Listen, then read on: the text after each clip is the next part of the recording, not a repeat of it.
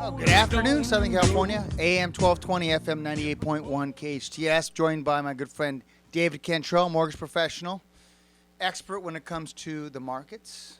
You know, David, back in your previous life, you were a bond trader, right? Was it bonds or was it stocks? Stocks. Okay. So, yeah. Okay. Boy, you've seen this before, haven't you? A couple times. Yeah. A couple of times. Uncertainty in the market. Yes. Yeah, and with that comes tight credit. Yes. Yeah, absolutely. Credit definitely starts to tighten up a little bit. Yeah, so let's talk about that real quick. Okay. This is my favorite topic. I want to talk about credit scores and credit scoring. And I know you talk about this all the time in your presentations to credit union groups and members. And that is, how do you get your credit score up? Well, what do they evaluate when it comes to credit? So number one is your payment history, right? Paying on time. Right. And not all credit's the same, but it's the likelihood that you're going to be late on a particular debt, either 30, 60, or 90 days. Now, question, Dave, if you are 10 days past your due date, are they going to report you late? No.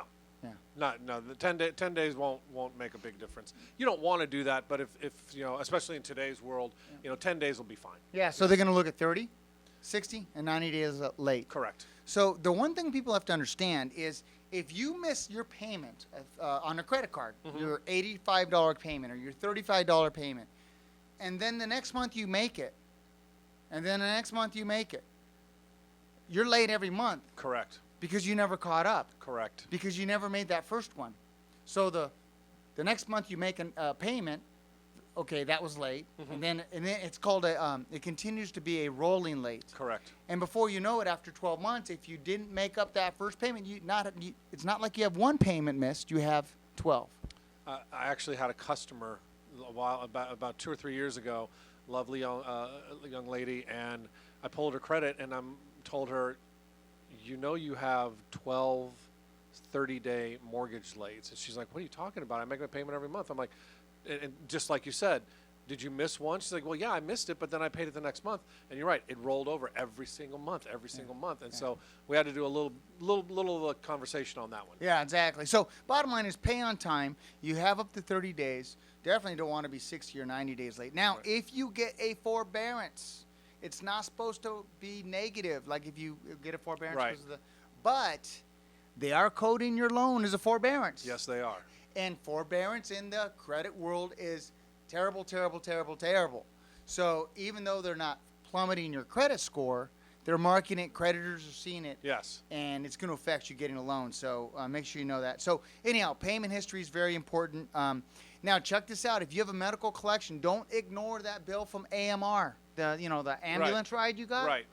Because you might have a $100 deductible, and if you don't pay it, it goes from AMR to a collection agency. Now you have two people going after you, and it looks like you have two different debts. Exactly.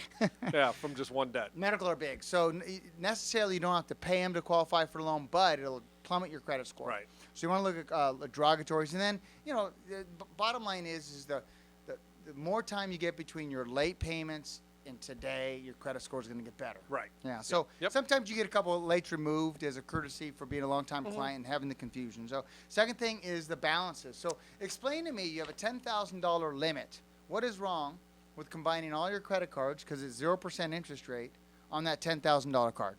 Well, what happens when creditors look at that, they look at your debt, and when you have a $10,000 available credit, anything that you have that's over $5,000 balance, meaning anything over 50% of your credit being used, that's actually works against you, right? Because now they're saying, okay, this person has this much available credit.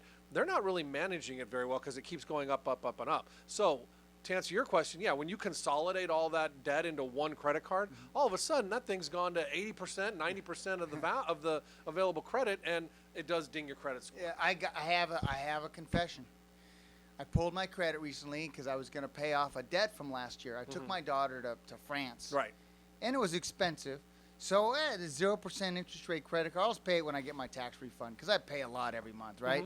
And so I pulled my my mortgage credit report to do a refinance on my house because rates are still so low. And I owed like $16,000 on a $25,000 card. Right. Well, that's like 55%? Yeah, that's. And my credit score, went from like 760, 770 to like 730. Yeah. And that put me in the next lower rung of credit scoring. Yeah.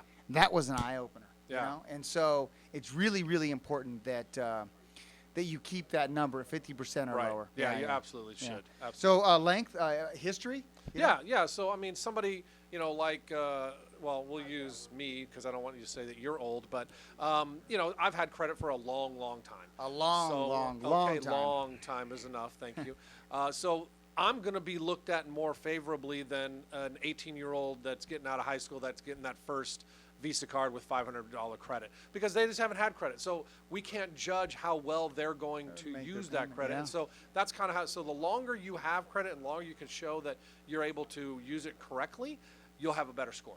Exactly. And so one thing, if you add your kid as a full user on your credit card, Right. it's going to help them because it's going to look like they had credit since before they were born. Yeah. Especially if it's a card that you've had for a long time. Exactly. So that's a good thing. Length of credit. So if you close all your credit cards that are old, all of a sudden you just have new credit cards. It makes it look like you don't have experienced credit. Yeah, we always tell our customers that pay the credit cards off. You want to pay the credit cards off, pay them off, but don't close the account. Just put the card away and don't use it anymore. That way you continually have that credit showing for that long period of time. And no balance. And no balance, Yeah, correct. so last two to improve your credit score. One is the type of credit you get. Right, yeah. If you go and get that beautiful TV, they're only $600 anymore. Right, exactly. But if you go get that TV from Best Buy or I don't want to exclude them, but from a department store or somewhere like that, they use finance agencies versus banks typically for their financing. Right. And then also you do have the difference between what's called an installment, which is kind of like your car payment. It's the same every month, or revolving. And that's like a credit card where the balances can go up and down. Yeah. Right. So those are looked at differently. Yeah. So if you can, use your credit card from your credit union. Yeah. Yeah. Absolutely. And to finance it versus a consumer finance company. Right. And last but not least, inquiries. What is an inquiry and why does it matter? So inquiries are if somebody checks your credit, right? And when somebody checks your credit, it shows up there and it shows that it shows up on your credit report. And everybody gets where they say, oh, it dings my credit. It does ding your credit a little bit. But the idea is that if you're shopping for a car and the credit bureau sees that you looked at that Ford pulled your credit and Chrysler pulled your credit and Subaru pulled your credit, the credit bureaus are going to say, okay, this person's shopping for a car, so they're only going to kind of get hit one time. But the reason why it's important is because if you see a person, going to Lowe's and then going to Ford and then a mortgage place and then Best Buy, this person is looking to credit, and so that might not always be a favorable outlook. Yeah, because you apply with a lot of different creditors when you can't qualify. Right. And so they kind of look at it that way. Exactly. And so yeah, you want to make sure that you don't apply for that 10% discount at the department store for another credit card. Right. Exactly. Especially when you're buying a house. Exactly. Don't apply for anything when you're buying a house. No. Anyhow, some tips, Dave. They can reach out to you if they have questions at. Sure. You can reach me at my phone number is 661-505-4368, and my email is david@affloans.com. We're going to jump to a quick break, but when we come back, we're going to talk to a mortgage professional that's licensed here in California and Colorado, Right. Fernando Gauna, and talk about down payment programs because right now it's all about the down payment. Absolutely. All right, you've been listening to AM 1220, FM 98.1, KHTS, and watching online, hometownstation.com.